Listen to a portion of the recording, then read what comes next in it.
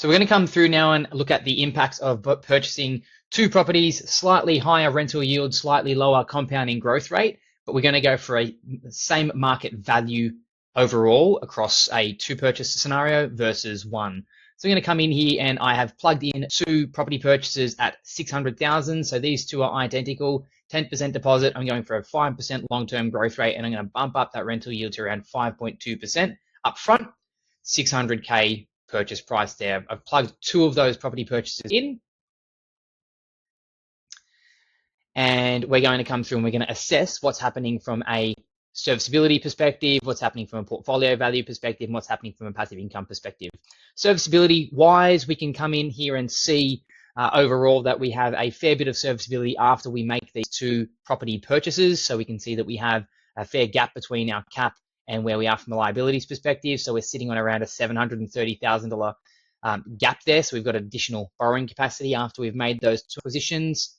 From a passive income perspective, we're kind of bottoming out there around a negative $24,000 cash flow position up front early. In our desired retirement year there, we actually get to around $150,000 worth of cash flow in our portfolio. So negative $24,000 is the initial negative cash flow that this client would need to stomach. Obviously, we've got the negative gearing add backs that will come in on top. And if we come through and assess our portfolio value, so the start position there is 1.2 million. In the 30-year projections here, this market value pushes out to 5.186. So a $5.186 million portfolio, $150,000 worth of cash flow there in 2050 and a negative $24,000 cash flow position up front. Let's say we were to come through and now erase that second acquisition and we're going to make this first purchase. So rather than spreading that across two assets, we're just going to focus in on one. So this is now going to be a $1.2 million purchase. We're going to slightly lower that rental yield, 4.5%, but we're going to increase that growth rate to 6.5%. Let's see how this plays out. Same amount of cash invested, same deposit, same purchase price overall across one asset rather than 2 by 600. So total invested funds, similar amount, but different rental yields, different growth rates moving forward. We can then demonstrate here the difference there from a cash flow perspective. Client is sitting on negative 31,000, almost negative 32,000 versus the early 20s in the previous scenario. So stronger negative cash flow early because I've dropped that rental yield down from 5.2 across those two assets to 4.5 for this one.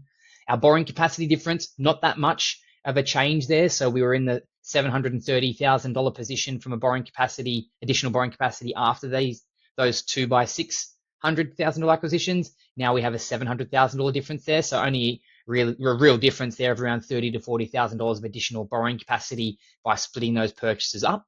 But where we'll see the profound difference is within this equity positions chart. So we ended up with a portfolio value in the previous scenario of around early fives. Now we have a $7.6 million portfolio by shifting that growth rate by 1.5%.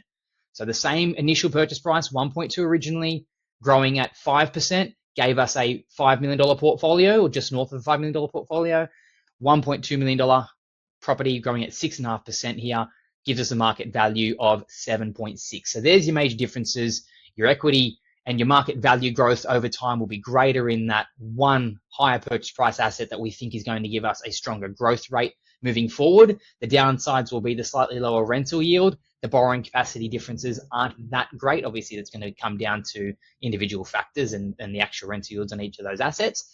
But largely speaking, we can see the portfolio value size, and we're talking about a $2.5 million discrepancy overall with that 1.5% difference in the compounding growth rate.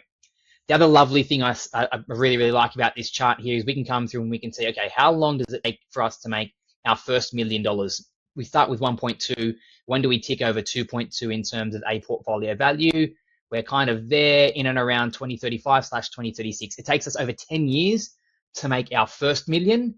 How long does it take for us to make our last million? We end up with $7.6 million portfolio. Working back, where are we at 6.6? We're basically there in and around 2052 into 2053. So what takes us over 10 years up front takes us only 3 or so years out in the tail end, showing the value of compounding growth. And that is growth on top of growth, on top of growth, on top of growth. So really powerfully demonstrated here within our equity positions chart. And they're the differences there between our 2 by $600,000 scenario versus a 1 times $1.2 million property. Obviously, we play around with the assumptions and we make sure that we can demonstrate those differences and those differing factors at any given point for our clients.